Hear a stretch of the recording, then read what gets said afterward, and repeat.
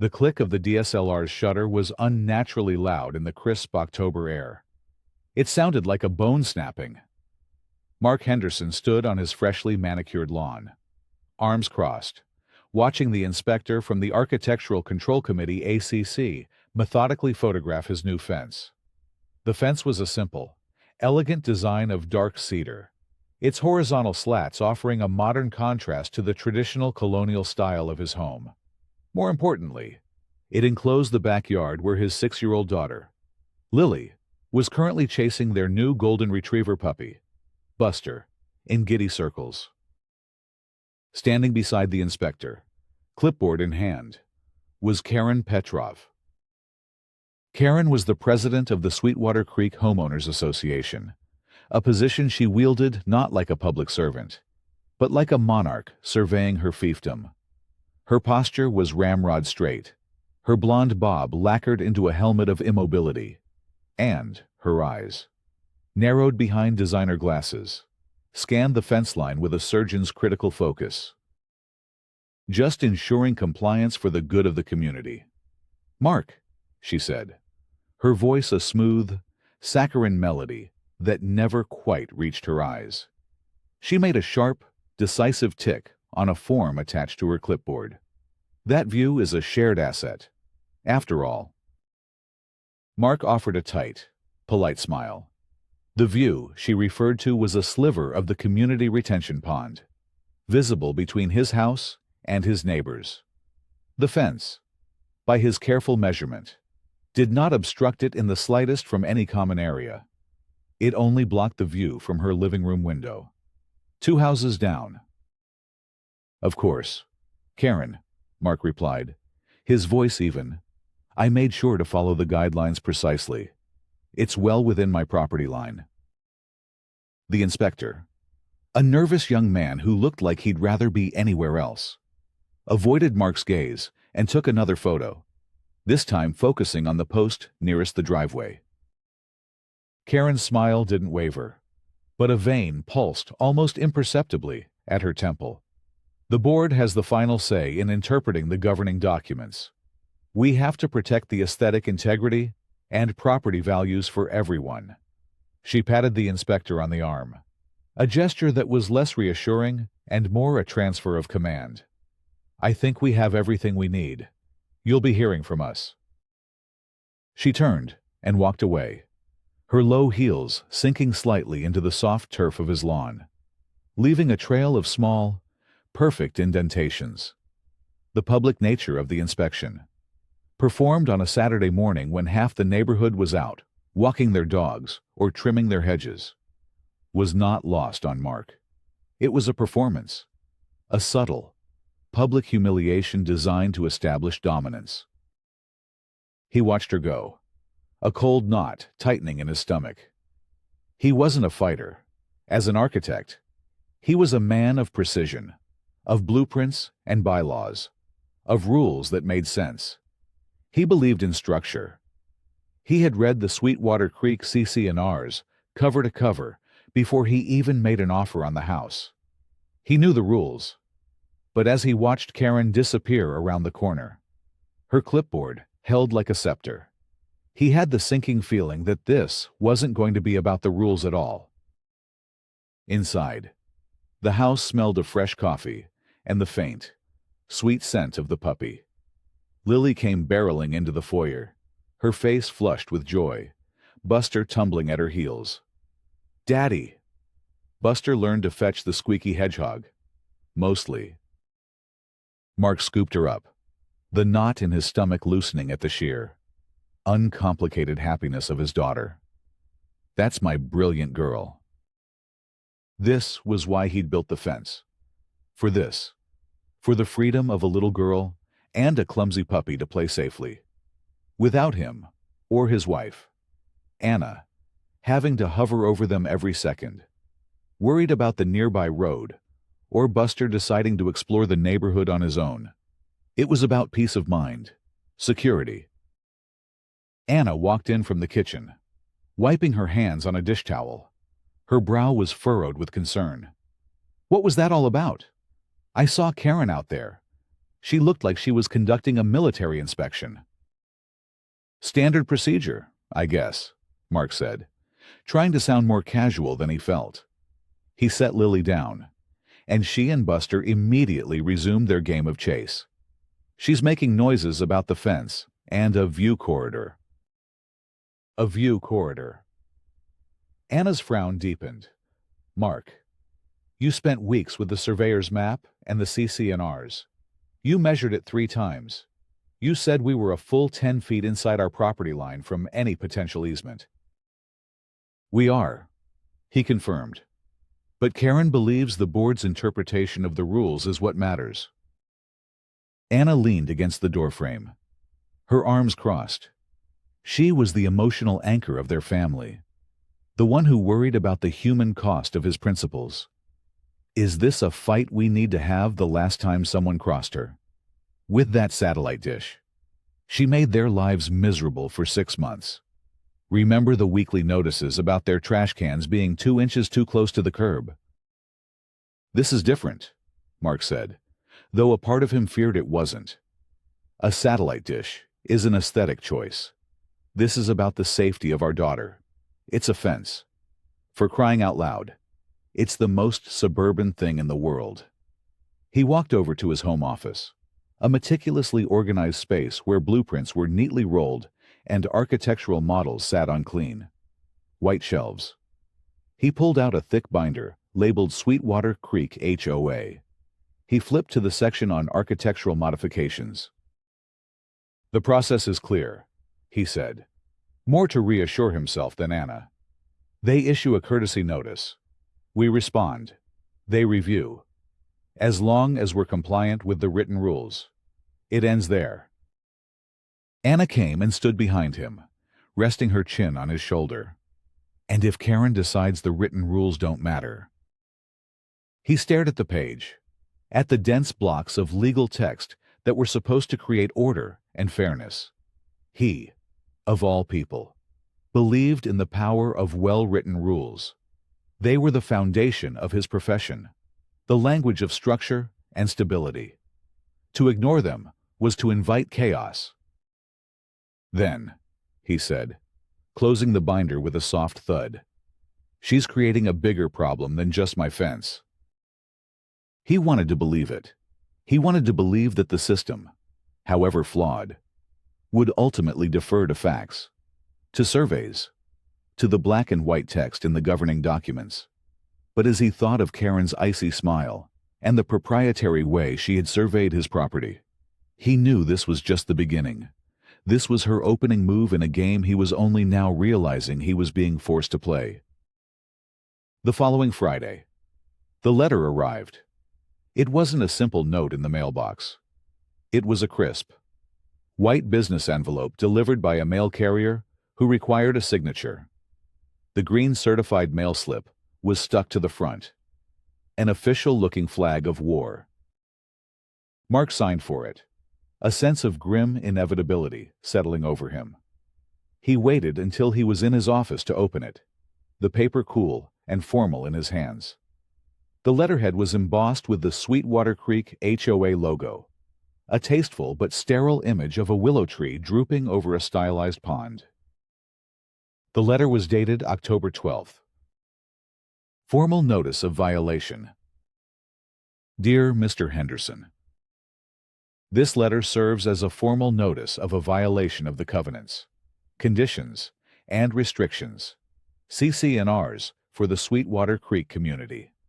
An inspection conducted on October 7th by the Architectural Control Committee ACC found your property at 128 Blossomwood Lane to be in non-compliance. The violation pertains to the recent installation of a fence on your property. This structure has been determined by the Board of Directors to be an obstruction of a designated view corridor easement, as referenced in CCNR Brewer 8.4.2, View Corridors.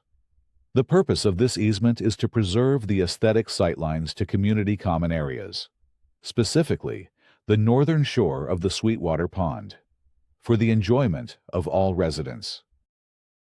As per the authority granted to the board in the association's bylaws, A fine of $100 has been levied against your account. This fine will be reflected on your next monthly statement.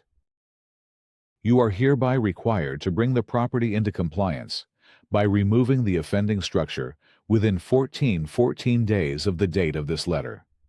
Failure to comply by October 26th will result in additional fines of $50 per day until the violation is cured. You have the right to appeal this decision by submitting a written request for a hearing before the board. The request must be received by the management company no later than 10 days from the date of this notice. Sincerely, the Sweetwater Creek HOA Board of Directors. Below the typed signature was a flourish of ink, an aggressive, upward slanting scrawl that could only belong to one person, Karen Petrov. President. Mark read the letter twice.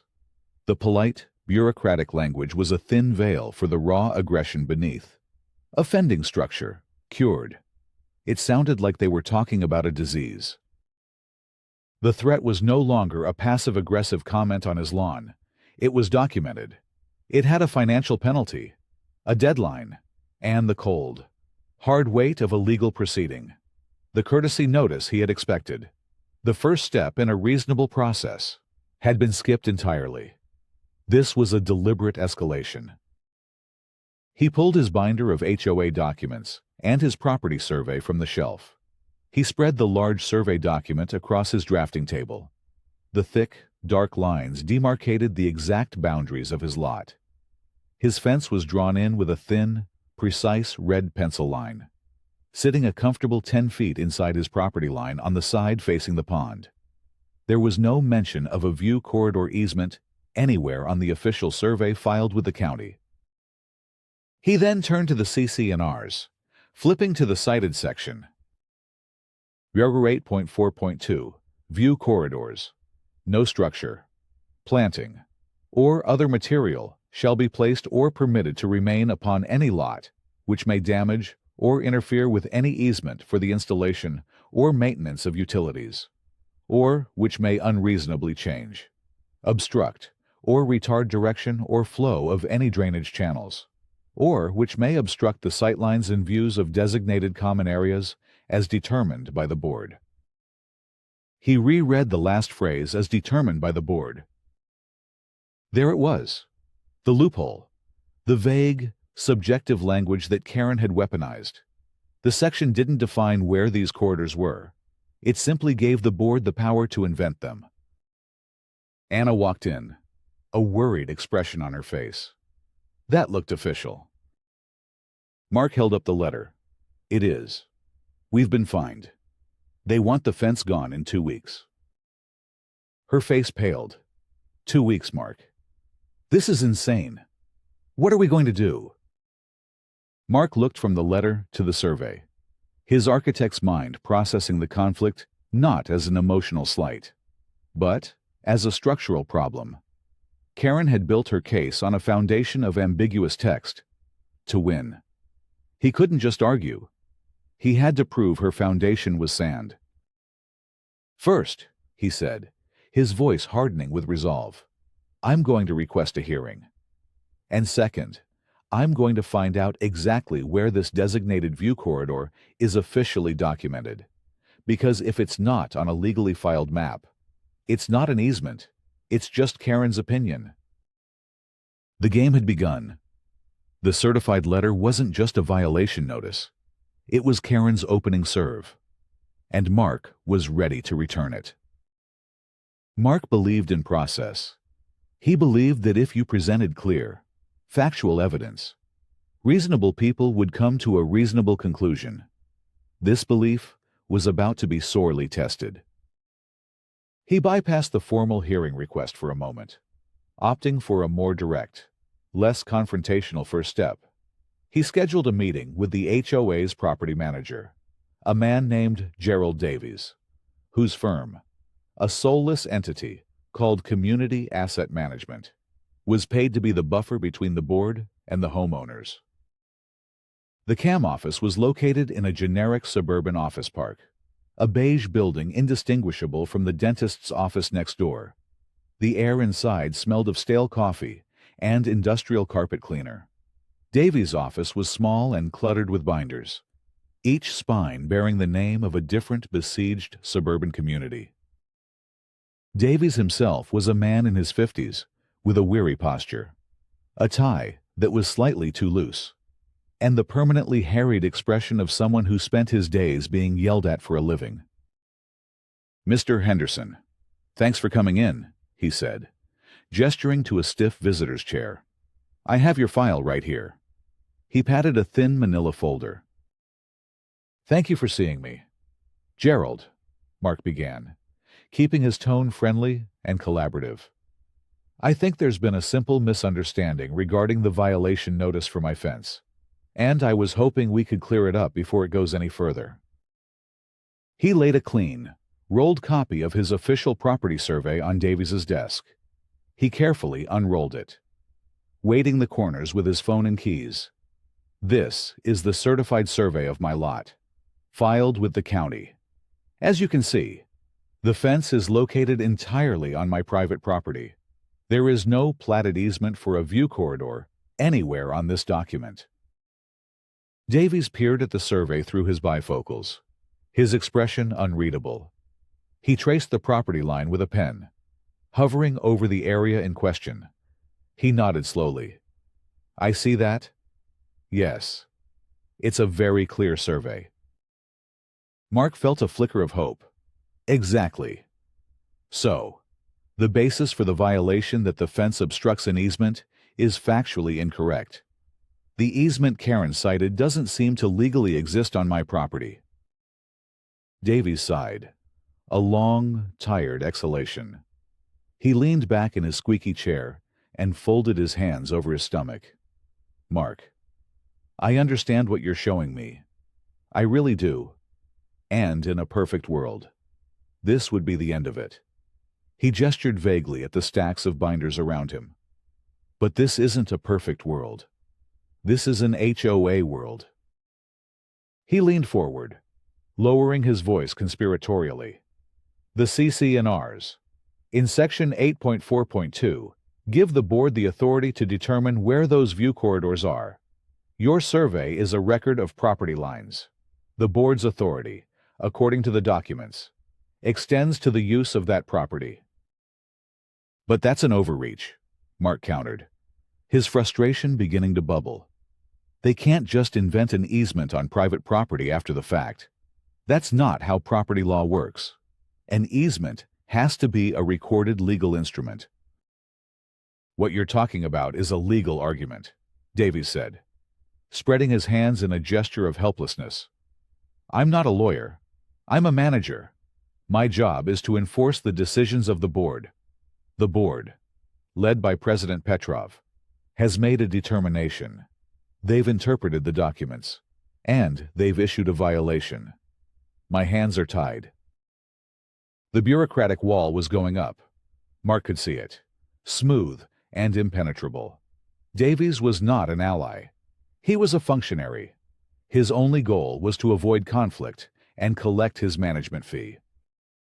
"So you're telling me that even though the official county record shows no easement, you're going to enforce a fine based on Karen's personal interpretation of a vague clause?" Davies winced at the use of Karen's name, the board's interpretation. He corrected gently. "Look, Mark, my advice to you: just move the fence, or file the appeal and go to the hearing. But I'll tell you right now, the board almost always sides with the ACC, especially when the president has taken a personal interest." That was the line that confirmed it. Personal interest. Mark felt a cold clarity wash over him. This wasn't about a view. It wasn't about the CC&Rs.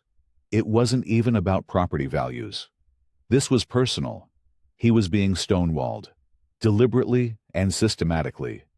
The process he had trusted was a sham, a tool for Karen to legitimize a personal vendetta. He calmly rolled up his survey.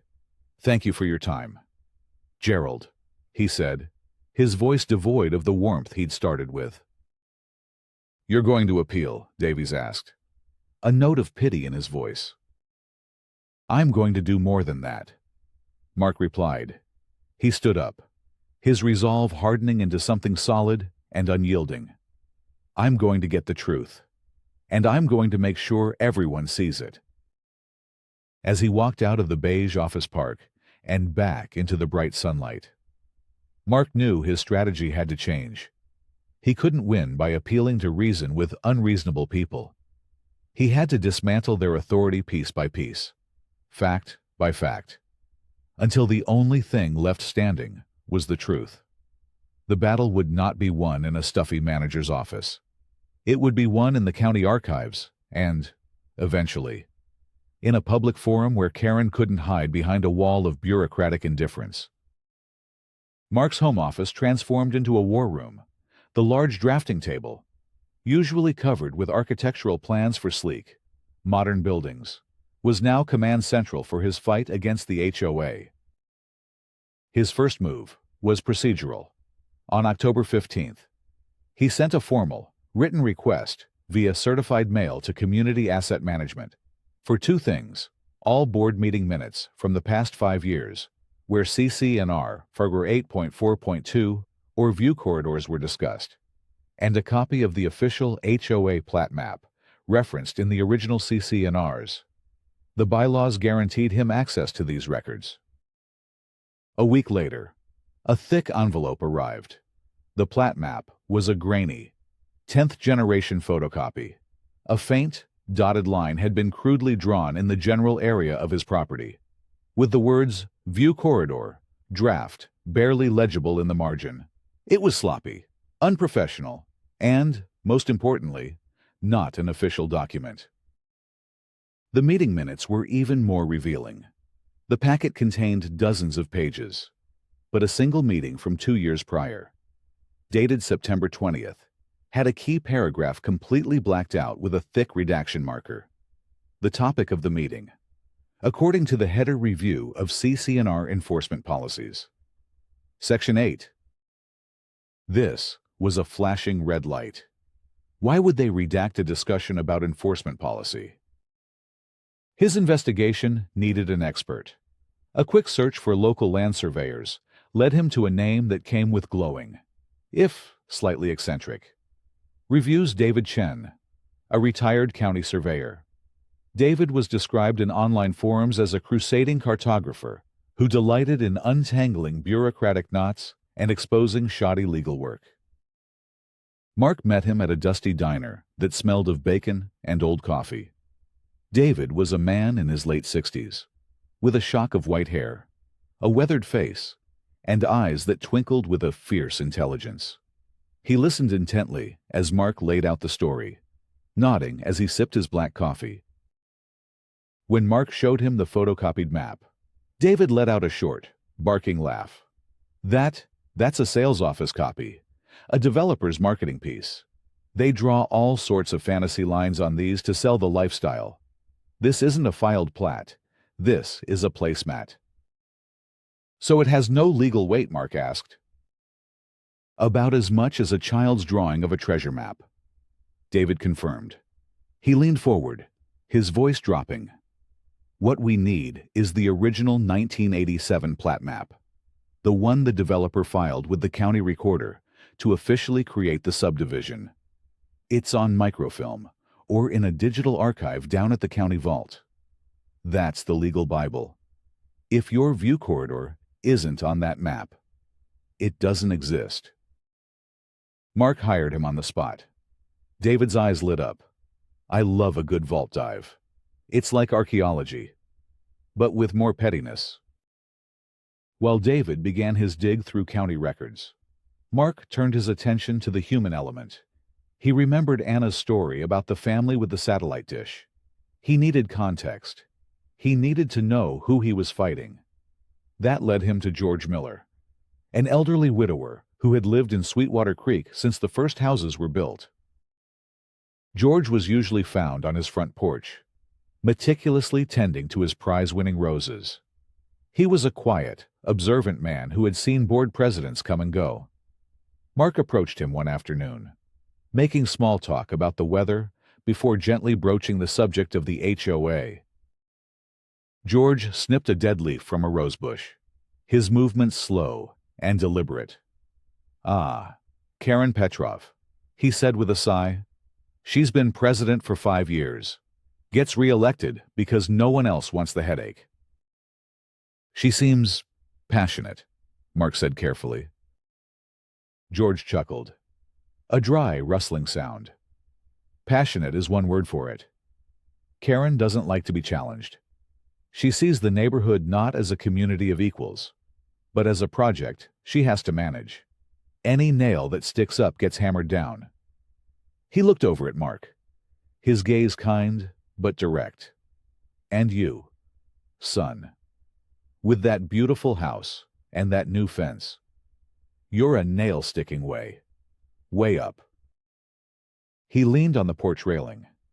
"I've seen her hold grudges for years over the smallest things. The Robinsons in 214 painted their shutters a shade of green she called unapproved forest. She fined them every month until they moved. The truth is, it was never about the shutters. It was because Mrs. Robinson beat her in the community bake-off the year before. The pettiness of it was staggering." "So what's her grudge against me?" Mark asked. "We've barely spoken." George was silent for a long moment, studying Mark's face. "I'm not one to spread gossip," he said finally. "But I will give you a piece of advice. Karen fights dirty. She uses the rules as a weapon to win personal battles. If you're going to fight her, you fight with the facts. Fight with integrity. Don't become the bully to beat the bully." Mark left George's house with a clearer picture and a heavier heart. This was a long-term vendetta, and he was just the latest target. A few days later, on the morning of October 30th, David called. "Bingo," was all he said. "I'm on my way." David arrived at Mark's house carrying a long, cardboard tube like a battle standard. He unrolled its contents on the drafting table with a flourish. It was a large, high-quality print, crisp and clear, bearing the official seal of the Wake County Recorder's Office. At the top, in bold, formal lettering, it read, "Final Plat Map. Sweetwater Creek Subdivision. Filed June 12, 1987. "Behold," David said, his voice filled with the satisfaction of a successful treasure hunter. "The Dead Sea Scrolls of your neighborhood." Mark leaned over the map, his heart pounding. His architect's eye quickly found his lot. Number 78. He scanned the lines, the annotations, the legal descriptions that crisscrossed the entire subdivision. He saw the utility easements, clearly marked with solid lines. He saw the drainage easements, marked with dashed lines. He saw the property boundaries, thick and undeniable.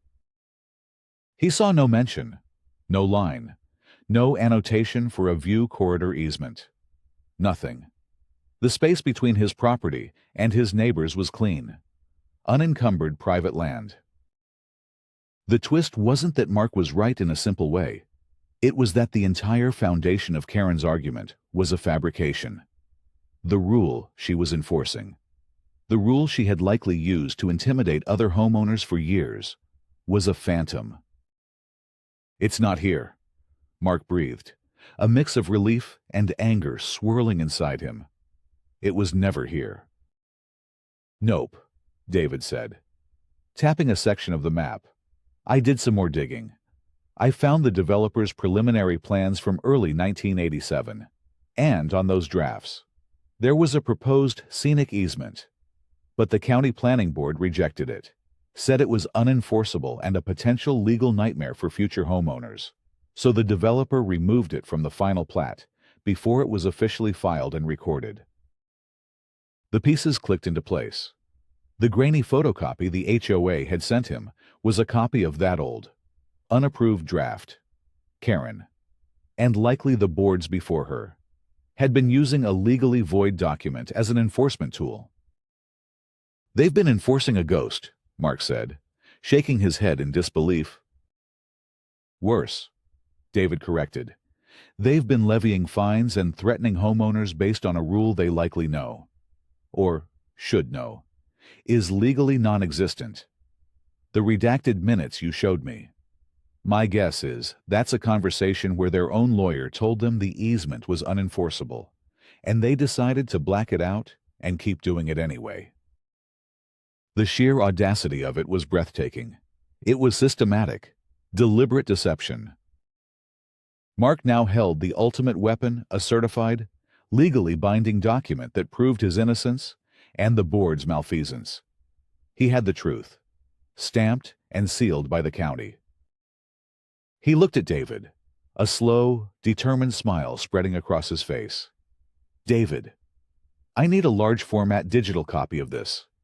Something I can project onto a screen. David grinned. Already on this flash drive. I figured you weren't just going to frame it and hang it on your wall. Mark's notice of hearing had arrived that morning, scheduling his appearance for November 12th. He now had just under 2 weeks to prepare. He had the evidence. He had the truth. Karen thought she was dragging him into a hearing where she held all the power. She had no idea she was walking into a trap he was now meticulously setting. Word travels fast in a suburban fishbowl. Someone on the ACC must have seen David Chen's name on the visitor sign-in sheet at the county recorder's office. Or perhaps Mark's formal request for the original plat map had set off alarm bells. Whatever the source. Karen got wind of his investigation, and she reacted not with caution, but with aggression. On November 2nd, a week after Mark received the hearing notice, a new email landed in the inbox of every single resident of Sweetwater Creek. The subject line read, "An important message from your HOA board on community integrity." The email, clearly penned by Karen, was a masterclass in passive-aggressive propaganda. Dear neighbors, our community is built on a foundation of shared values and a commitment to upholding the governing documents that protect our collective property values and quality of life. The Board of Directors, a group of your volunteer neighbors, works tirelessly to apply these rules fairly and consistently for the good of all. Recently, it has come to our attention that one resident, in response to a standard compliance notice, has chosen a path of confrontation rather than cooperation. This individual is attempting to undermine our governing documents for personal gain, seeking to place their own desires above the established aesthetic harmony of Sweetwater Creek. Please be assured that your board will not be intimidated. We will continue to enforce the CC&Rs as written to protect the views, beauty, and financial stability of our wonderful neighborhood. We must all stand together against attempts to erode the very principles that make Sweetwater Creek a desirable place to live. We appreciate your continued support. Sincerely, Karen Petrov, President, and the Sweetwater Creek HOA Board. Though he wasn't named, the target was unmistakable. The email was a preemptive strike, designed to poison the well and frame him as a selfish troublemaker before he even had a chance to present his case. Anna read it over his shoulder, her face pale. Mark, she's turning the whole neighborhood against us. People are talking in the community Facebook group. They're taking sides. She was right. The digital whispers quickly became real-world slights. Neighbors who used to wave now averted their gazes. A woman at the community mailbox gave him a pointedly dirty look. The social pressure was immense, a suffocating blanket of quiet judgment. Karen was isolating him, making him the villain of her carefully crafted narrative. Then came the official notice. It was a slim envelope, not certified this time, slipped directly into his mail slot. His hearing, originally scheduled for the regular board meeting on November 12th, had been moved. It was now scheduled for a special executive session hearing on November 9th in just 3 days. The reason given was to address a time-sensitive compliance issue. The real reason was obvious. Karen was panicking. She was accelerating the timeline, trying to rush a judgment before he could fully prepare his defense or rally any support. An executive session was also more private, with fewer homeowners likely to attend than a regular monthly meeting, giving her more control over the room. The pressure mounted. The ticking clock was now deafening. 3 days. "She's trying to railroad us," Anna said, her voice trembling slightly. "She knows you found something, and she's trying to shut you down before you can use it." Mark felt the walls closing in. The community was turning against him. The timeline was impossibly short, and his opponent was pulling every lever of power she could reach. It would have been easy to feel defeated, to give in to the overwhelming pressure. But as he looked at the certified plat map sitting on his desk, he felt a surge of cold fury. Karen wasn't just fighting him over a fence anymore. She was fighting the truth. She was using lies and manipulation to preserve a fraudulent power structure. He spent the next 72 hours in a state of intense, focused preparation.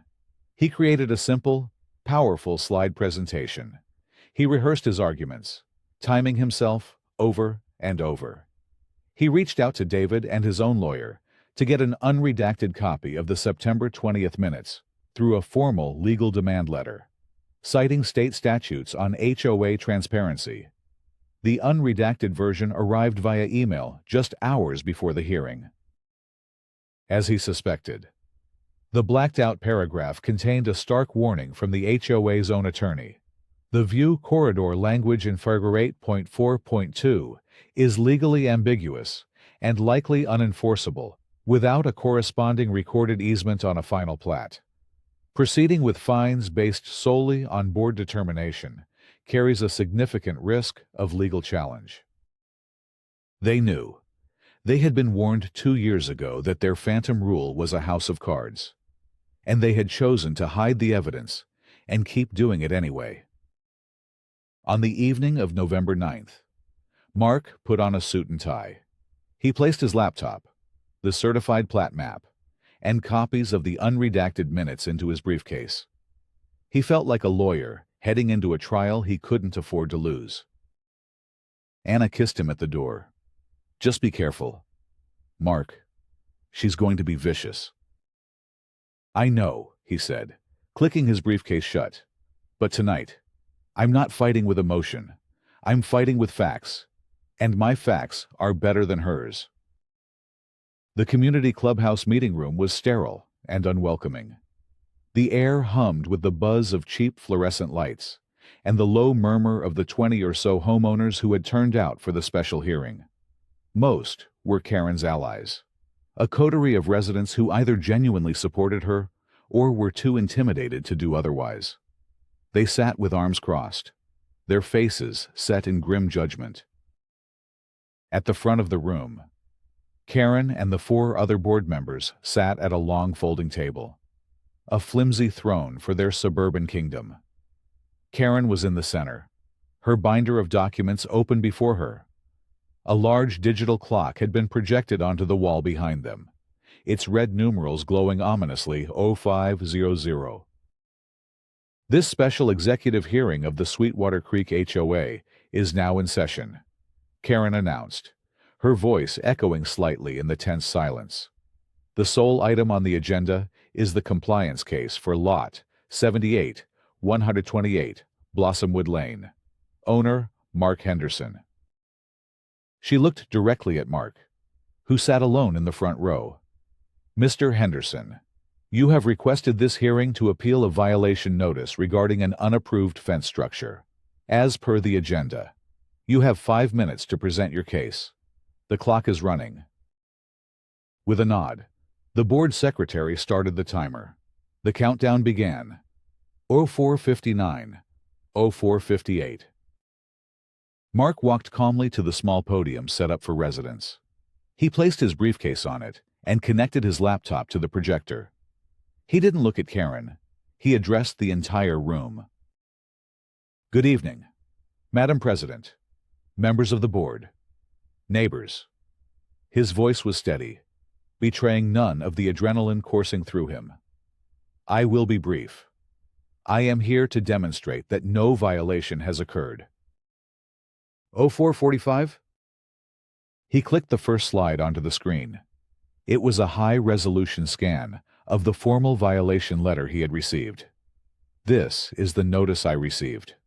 It fines me for obstructing a view corridor easement, as cited in CC&R, Section 8.4.2.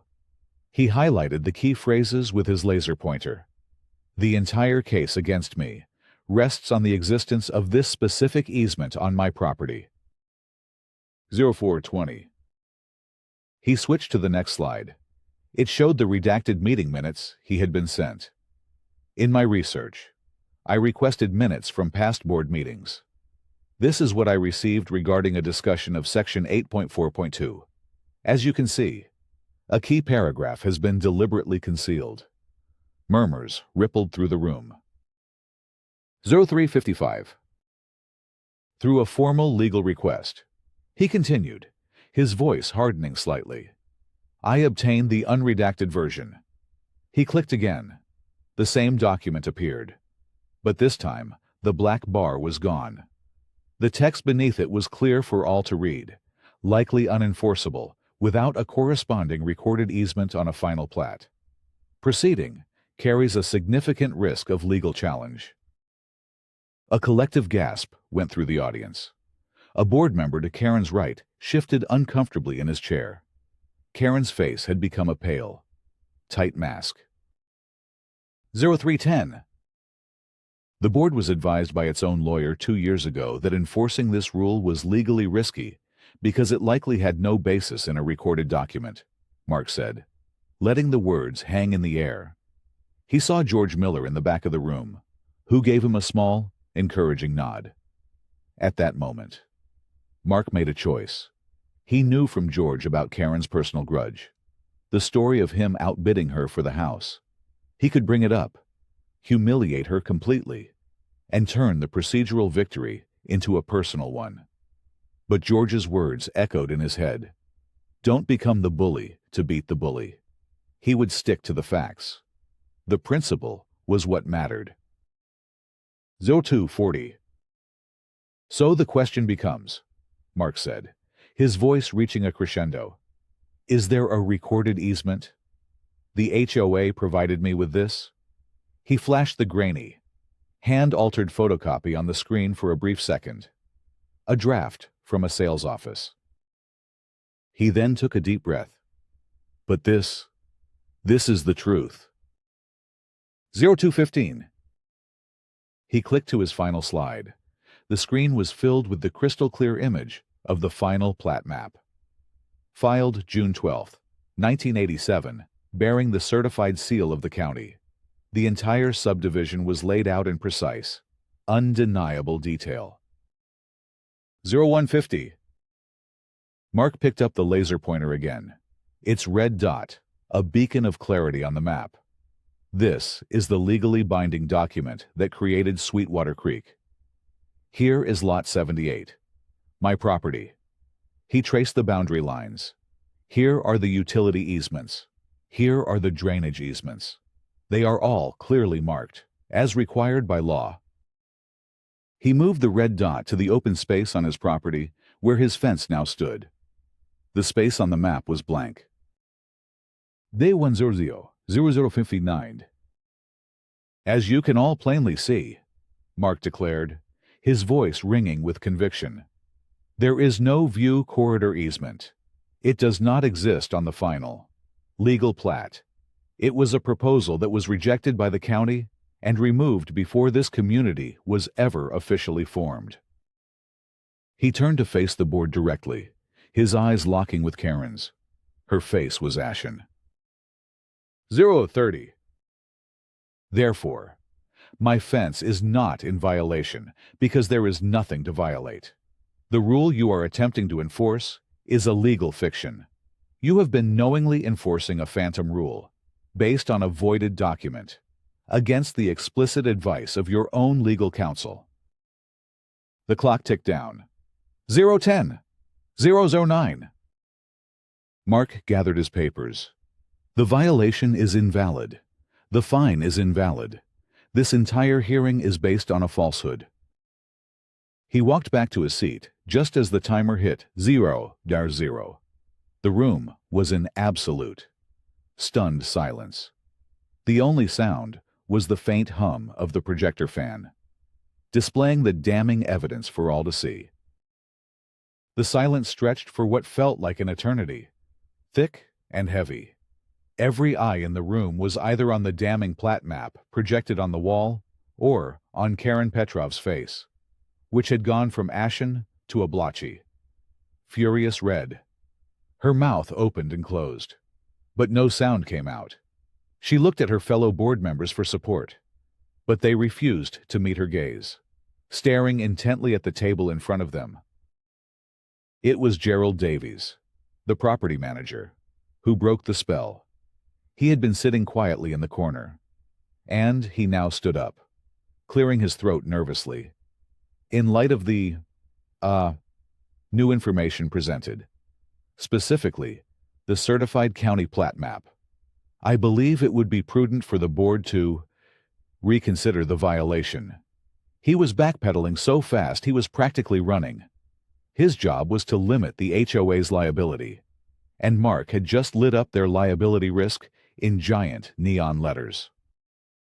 Before Karen could object, one of the board members, a quiet man named Arthur, who had always seemed uncomfortable with Karen's aggressive tactics, spoke up. I make a motion to immediately dismiss the violation notice against Lot 78 and void the associated fine. Second, another board member chimed in, eager to distance himself from the impending implosion. All in favor? Arthur asked. Looking around the table, 3 hands shot up immediately. Karen sat frozen, her hand remaining on the table like a lead weight. The motion passed 3-1. A wave of murmurs and whispers swept through the homeowners in the audience. They weren't looking at Mark with suspicion anymore. They were looking at the board with anger.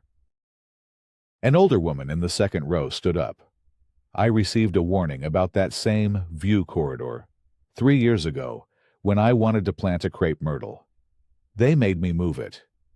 Was that illegal too? Another man jumped to his feet. They fined me $200 under that same rule for a retaining wall. Am I getting my money back? The room quickly devolved into an angry town hall. The homeowners, once cowed by Karen's authority, now realized that authority had been built on a lie. They began shouting questions, demanding answers. The focus of the room had shifted entirely from Mark's fence to the board's fraudulent enforcement history. I demand an independent audit. The man who had been fined for the wall yelled, I want to see every fine levied under Section 8.4.2 for the last 5 years. The call was taken up by others. Audit, audit, audit. Karen, finally finding her voice, banged a small gavel on the table. This hearing is adjourned. This is out of order. But she had lost control. No one was listening. Her power, which had always relied on the illusion of legitimacy and the fear of procedure, had evaporated the moment Mark projected the truth onto the wall. Mark simply sat and watched as the seeds of rebellion he had planted bore fruit. He had come here to defend his fence. He was leaving as the catalyst for a revolution. The board, in a panic, agreed to the demand for an audit. A special meeting would be scheduled to discuss the findings and the censure or removal of the board president per the bylaws, a phrase that Arthur, the rebellious board member, said with pointed emphasis. As people filed out of the room, many stopped to shake Mark's hand or pat him on the back. They thanked him for standing up, for having the courage to fight back. George Miller came over and placed a steadying hand on his shoulder. You did it, son, he said, a proud smile on his face. And you did it the right way. Mark packed his briefcase, the weight of the last few weeks finally lifting from his shoulders. He saw Karen across the room, surrounded by her few remaining allies, her face a thunderous mask of fury and humiliation. She was isolated and defeated. Walking out into the cool night air, Mark breathed deeply. The fight for his fence was over, but the fight for the soul of Sweetwater Creek had just begun. The independent audit was a bloodbath. The accounting firm hired by the newly emboldened homeowners worked with ruthless efficiency. Within 2 weeks, they produced a report that sent shockwaves through the community. Over the 5 years of Karen's presidency, 27 homeowners had been cited, warned, or fined under the Phantom View Corridor Rule of FERGR 8.4.2. The total amount collected in bogus fines was over $15,000. But the most damning revelation was a clear pattern uncovered by the auditors. In 6 separate instances, the enforcement of the Phantom Rule directly preceded a real estate transaction. Homeowners looking to sell their properties with a desirable pond view were suddenly hit with violation notices. The threat of an ongoing dispute with the HOA and potential liens was used as leverage to pressure them into accepting lower offers. The audit report named names. The primary beneficiary of these devalued properties was a single real estate agent, Brenda Walsh, a woman who featured prominently in Karen's social media photos. Karen's best friend. Brenda's clients had consistently purchased these homes for 5 to 10% below market value, and Brenda had collected a tidy commission on each sale. It wasn't just pettiness. It was a corrupt, systematic scheme. The special meeting to discuss Karen's removal was standing room only. The mood was not one of debate, but of sentencing. The audit report was presented, and the evidence was irrefutable. When the vote was called, it was nearly unanimous. Karen Petrov was removed from the board of directors, effective immediately. As per the HOA bylaws concerning malfeasance, she didn't even show up to the meeting. A week later, a for sale sign appeared on her lawn. In the aftermath, Mark became an unlikely community leader. He didn't want the power, but he had earned the trust. At the request of his neighbors, he agreed to serve on an interim basis to help right the ship. His first proposal was not to abolish the HOA, but to reform it. He spearheaded a new transparency initiative to digitize all governing documents, including the newly confirmed, certified plat maps, and make them available to every resident on a public website. No more secret rules, no more redacted minutes. The neighborhood began to heal. The oppressive atmosphere of constant surveillance lifted. People planted gardens, hung string lights, and painted their doors without fear. The HOA, under new leadership, focused on its actual purpose, maintaining the common areas, fixing potholes, and organizing community events. It became a force for good, not a tool for control.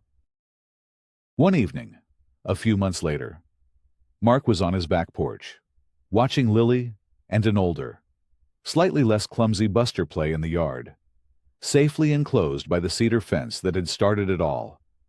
George Miller ambled over, holding 2 bottles of cold beer. "Thought you might be thirsty," he said, handing one to Mark. They sat in comfortable silence for a moment, watching the sunset paint the sky over the retention pond. "You know, I never did tell you the whole story of why Karen had it in for you from day one," George said, taking a sip of his beer. Mark looked at him, curious. "I always assumed it was just about the house being a bit bigger, or me being a new face she wanted to put in his place." George chuckled. "Oh, it was about the house. All right, but not because it was bigger." He pointed with his bottle toward Mark's home. 5 years ago, when this house went on the market, there were 2 bidders in the end, a young architect and his family, and another couple who had been eyeing this lot for years. You, of course, were the architect. The other bidder was Karen Petrov. Mark stared at him, stunned. You outbid her by $5,000. George continued. She had to settle for that place 2 doors down. She never forgave you for it. The moment you hammered the first fence post into the ground, she saw her chance to finally get back at the man who took her house. The final piece of the puzzle clicked into place. The years of pent-up resentment. The personal nature of the attacks. The sheer venom behind her crusade, it all made sense now. It was never about a view corridor or community harmony. It had started and ended with a simple, all-too-human grudge. Mark looked at his home, at his daughter laughing, at the fence standing strong and secure. He had fought for a principle, for his family's safety, and for the simple right to be left alone. In doing so, he had accidentally liberated an entire neighborhood from a tyrant whose reign was built on nothing more than personal bitterness and a phantom rule. He took a long drink of his beer, the satisfaction deep and quiet. He hadn't just won. He had restored order, the very thing he, the architect, valued most.